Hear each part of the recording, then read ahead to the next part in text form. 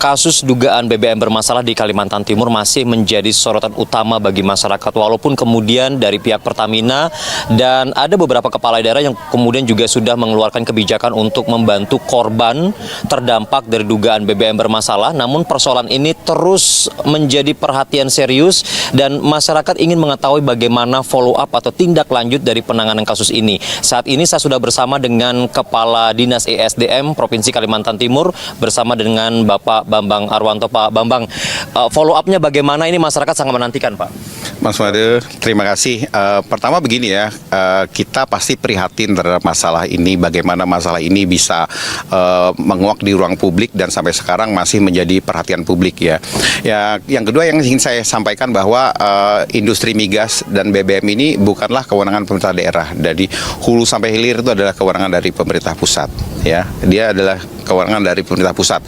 Nah, tetapi dengan ini bukan berarti pemerintah Provinsi Kalimantan Timur tidak aware dari masalah ini ya. Jadi memang masalah ini memang selalu dikawal oleh Pak Gubernur Provinsi Kalimantan Timur dan beliau sangat care karena kita tahu bahwa masyarakat terdampak juga masyarakat kecil ya, terutama teman-teman dari ojek online, dan beliau sangat aware terhadap masalah ini dan saya diminta memantau masalah ini sampai selesai. Kemudian sudah ada beberapa pertemuan-pertemuan dengan Pertamina dan kita tahu bahwa Pertamina ini adalah aset nasional dan Pertamina ini punya SOP mengenai pengiriman dan standarnya yang luar biasa ketat. Nah, kita tahu bahwa dan juga sudah dilakukan beberapa kali sidak ya, baik dari kepolisian, kemudian dari teman-teman lain dari dari kepolisian juga bahkan dari Pak Gubernur sendiri sudah melakukan sidak pada tanggal 5 ya, pada tanggal 5 April kemarin.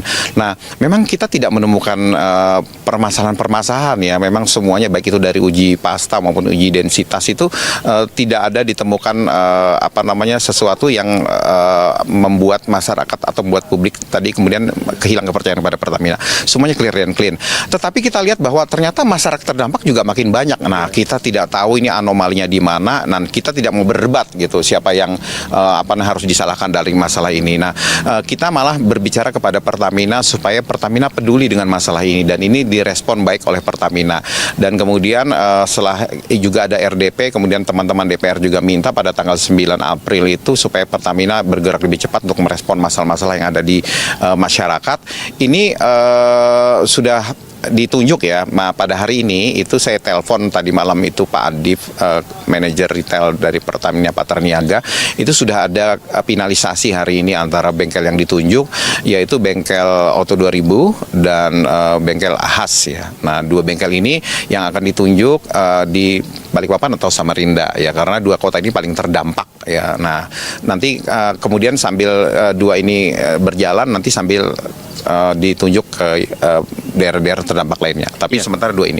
Pak Bambang, selain terkait dengan penyiapan bengkel yang disediakan oleh Pertamina, tentu kan juga akar dari permasalahannya juga harus diketahui begitu. Jangan sampai ini kemudian berlarut-larut walaupun ada bengkelnya begitu.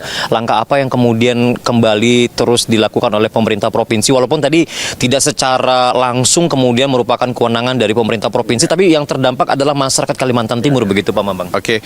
Narasi selanjutnya adalah kita membangun trust publik ya, trust publik kepada produsen dalam hal ini Pertamina lewat SPBU dan juga kepada konsumen ya. Konsumen artinya masyarakat yang terdampak.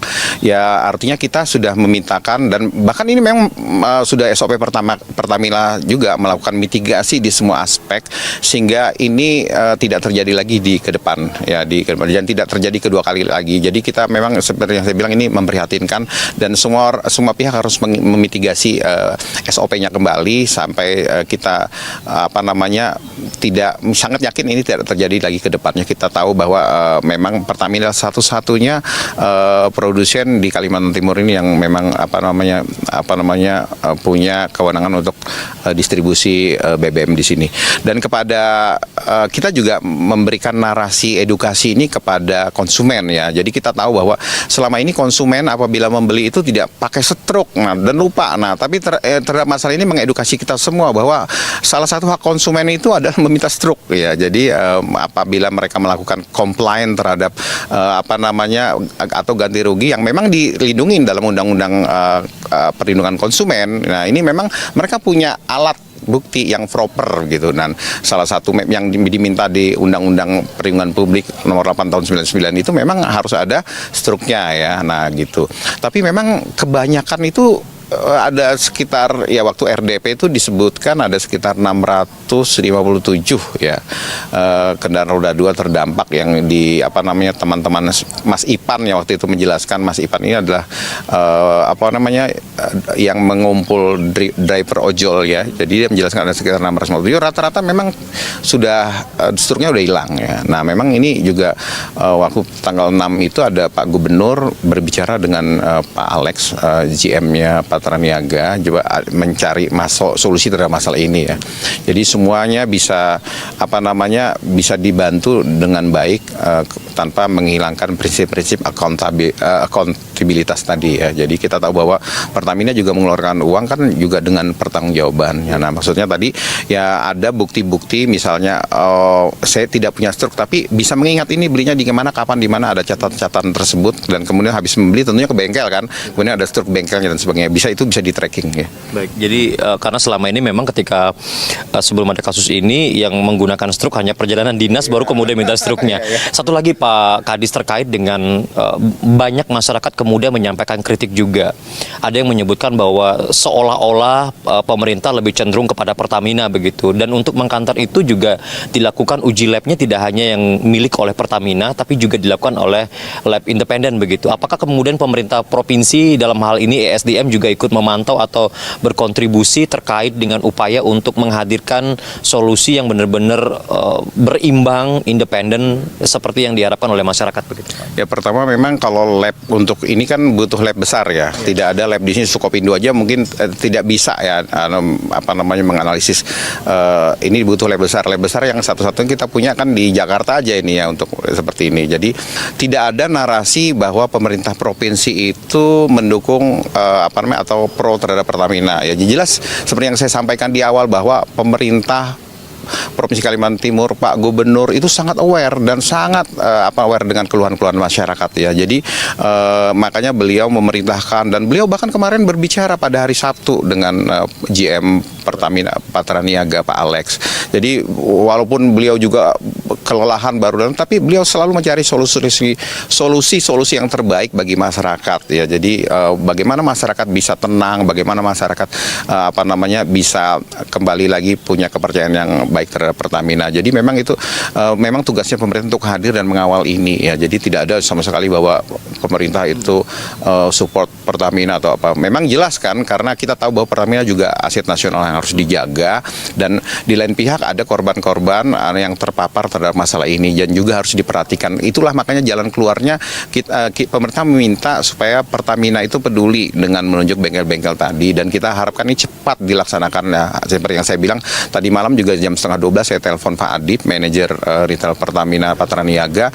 Memang hari ini akan ada finalisasi mengenai PKS mereka dengan bengkel-bengkel yang saya sebutkan tadi, Auto 2000 dan bengkel Ahas ya. Pak Bambang, apakah ada target Pak kapan hasil pemeriksaan dan lain sebagainya agar clear begitu untuk mengclearkan masalah ini, investigasi di lapangan? Apakah ada target sampai kapan masyarakat kemudian harus menunggu dan mendapatkan hasilnya begitu Pak?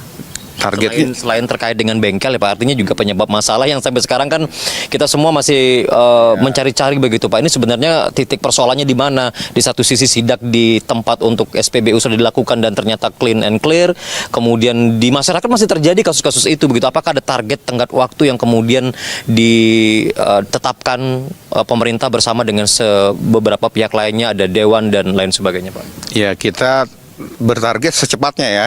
Jadi maksudnya secepatnya, jangan berlarut masalah ini. Seperti yang saya sampaikan di awal bahwa kita prihatin dan ini baru pertama terjadi.